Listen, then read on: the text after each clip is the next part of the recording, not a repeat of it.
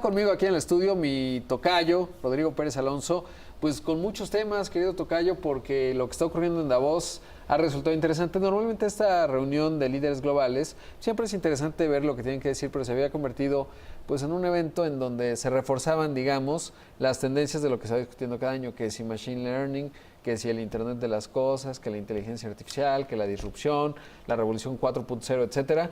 Pero ahora con el arribo de Trump hay una discusión muy interesante en temas de globalización. Así es, normalmente para darle un poco de antecedente a la audiencia, ya lo mencionaste aquí en el programa, el foro de Davos está organizado por el Foro Económico Mundial desde 1971 alrededor, es decir, ya lleva muchos años. Y sirvió como un foro, digamos, del pensamiento de la evolución económica de una cerrazón proteccionista hacia, digamos, la globalización, sobre todo a raíz de la caída del muro de Berlín. Ahora, ¿qué está pasando en estos momentos? Pues tenemos que el péndulo, digamos, proteccionista se ha ido moviendo hacia una apertura comercial y apertura liberal, digamos, el liberalismo económico, pero, pues como bien dices, llega un personaje que disrumpe toda esa evolución, que se llama Donald Trump, un poco con la fatiga de las clases medias de Estados Unidos, y bueno, pues anuncia que va a venir a este foro. ¿Qué está pasando justamente ahí? Pues tenemos una contradicción de narrativas, por una parte de, pues como bien dices, el groupthink de Davos, en donde ya casi se apapachaban unos a los otros y decían lo mismo que se hablaba cada año, y por otra parte, pues Trump llegando a irrumpir en ese mismo discurso.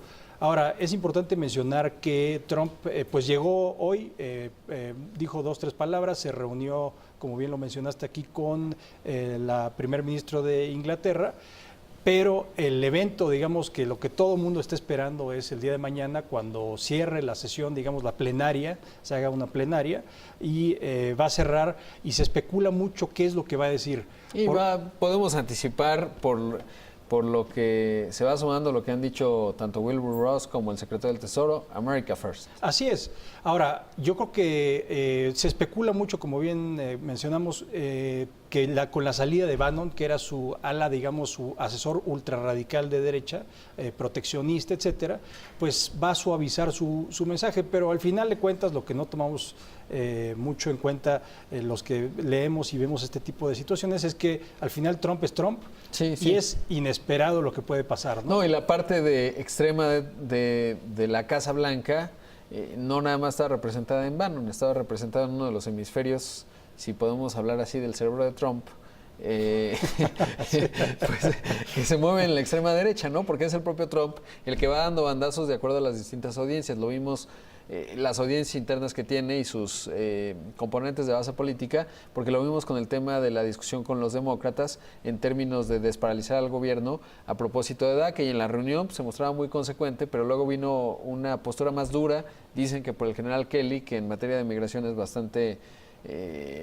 pues poco flexible, y entonces vino el cambio de señal totalmente y no se llegó a un acuerdo, y ese es un poco el Trump que estamos viviendo. Así es, yo creo que finalmente es un poco las decisiones impulsivas, es el cambio de estilo de Obama, que decían que era demasiado pensante en las decisiones, pensaba demasiado las decisiones y a veces hasta se le iba el tiempo para tomar una decisión, por ejemplo en el caso de Irak y en el caso de Afganistán. Pero ahora pues tenemos un presidente imperial, por así decirlo, la gente naranja, que pues toma decisiones ya sin pensarlas, las toma muy impulsivas y de acuerdo con lo que está diciendo la televisión por cable o el asesor que se le ponga enfrente para distintos temas. Y en este caso, pues en el foro de Davos, por eso la expectativa de cuál va a ser la narrativa o cuál va a ser el bandazo que ahora va a dar.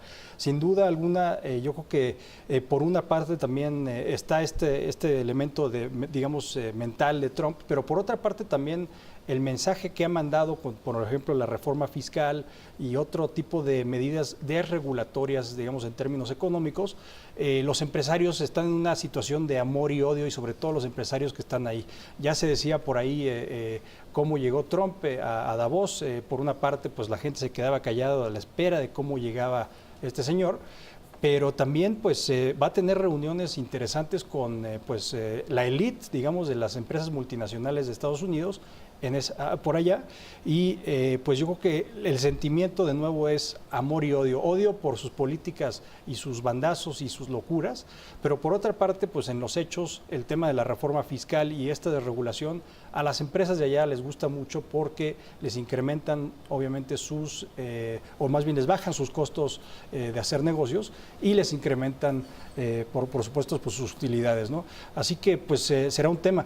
Y por otra parte también te quería traer un tema que también tiene que ver con temas pues de empresas multinacionales. Ayer se anunció justamente la Unión Europea que le impone una multa histórica a Qualcomm, el fabricante de chips. Ya hemos hablado en este espacio que la Unión Europea es mucho más activista en términos regulatorios y en términos de competencia económica.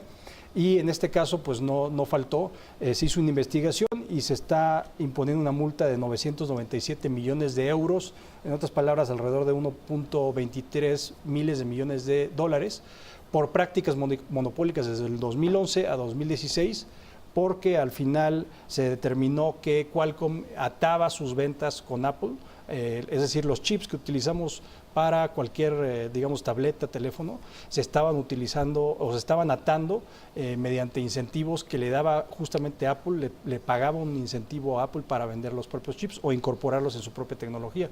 Así que, pues, muchas partes moviéndose en el plano internacional y pues veamos qué pasa con este tema y obviamente con Trump, ¿no? Sí, sobre todo porque este tipo de situaciones como las posturas europeas son complejas, ¿no? Porque ahí con el tema de Qualcomm no me queda claro en qué se afecta al consumidor. Es decir, compras o no compras un teléfono, pero poco probable que un consumidor diga, ay, no, a mí me gustaría escoger si es un Qualcomm o es un Intel para dispositivos móviles, etcétera, ¿no? Entonces se vuelve una discusión compleja, pero sobre todo que viene muy al caso con Davos porque pues hay toda una discusión muy profunda entre el liberalismo económico versus el proteccionismo, pero también pues las dinámicas del mercado. Así es, y en este caso, digamos, también para ponerlo en perspectiva de Davos y todo este plano internacional y regulatorio, pues normalmente la Unión Europea promulga mucho más intervención en el mercado a través de la regulación.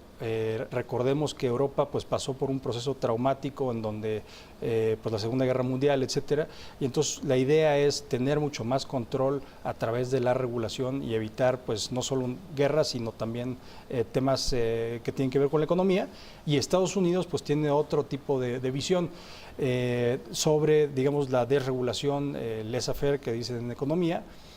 Pero es interesante entonces estas dinámicas, tanto Europa como Estados Unidos, que ahora justamente están jugando en Davos, pero ahora con un agente disruptor que es Donald Trump.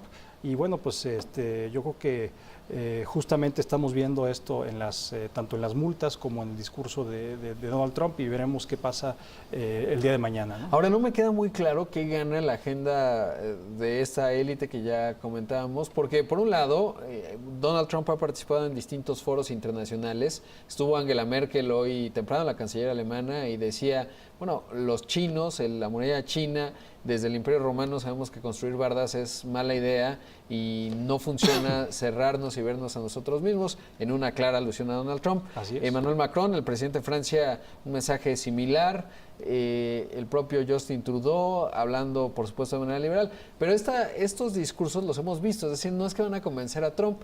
Por otro lado, Trump sí va y les dice America First, ¿no? Y entonces, pues no me queda muy claro si ganan algo teniendo una interlocución, porque no es un debate, son discursos unilaterales y cada quien plantea su postura, y Donald Trump dirá, bueno, sí, sus cosas de la globalización. Y yo creo que ahí podemos debatir un poco los motivos de por qué acude Trump a un foro multilateral como este, cuando su narrativa ante sus electores y ante su propio país es de unilateralismo, es decir, proteccionismo, America First, nosotros estamos primero y los demás están en segundo o tercer plano, ¿no?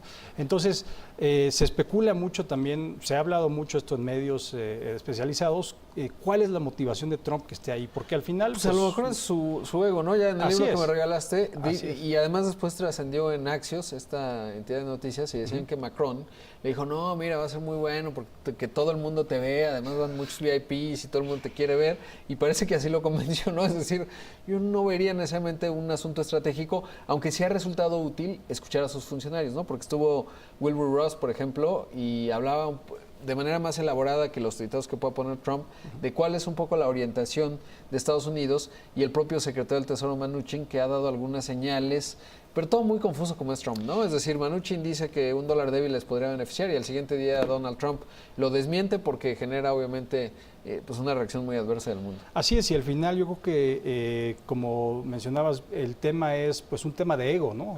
Por muchos años, pues siempre con este narcisismo quiere acceder a las élites, sentirse parte de ese grupo, esa nube del Olimpo, y lo más probable es que no lo aceptaban. No, lo consideraban un payaso, ¿no? Así es. De quinta, es decir, porque salían en los reality shows, ¿te acuerdas que salían en las luchas, ¿no? Pues nadie lo tomaba en serio. Y ahora, pues que es el presidente de los Estados Unidos, pues hay que también tomarlo. Es una lección de humildad para todos los demás. Así es, entonces, pues bueno, digamos que Davos, el foro de Davos a lo largo de estos años le ha criticado, sobre todo por ser un foro pues muy elitista, se ha ido transformando para incorporar pues organismos no gubernamentales, una serie de cuestiones que lo suavizan un poco más, pero sigue siendo hasta cierto punto un club de la élite mundial.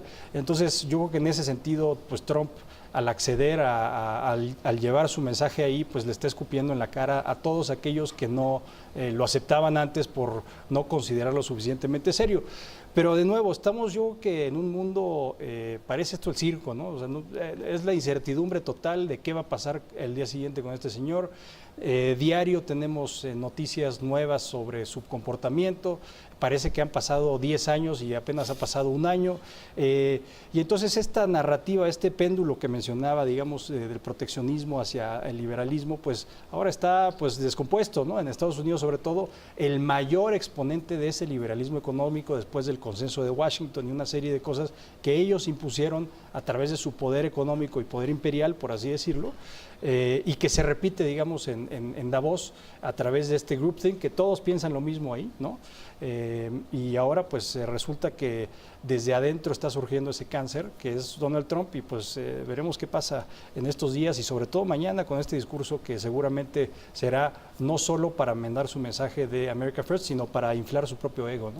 Por supuesto, y veremos si lo aplauden, ¿no? A lo mejor se escucha algún bú entre los grandes empresarios, o a lo mejor no. Ya lo veremos, querido Tocayo. Muchas gracias. A ti, muchas gracias.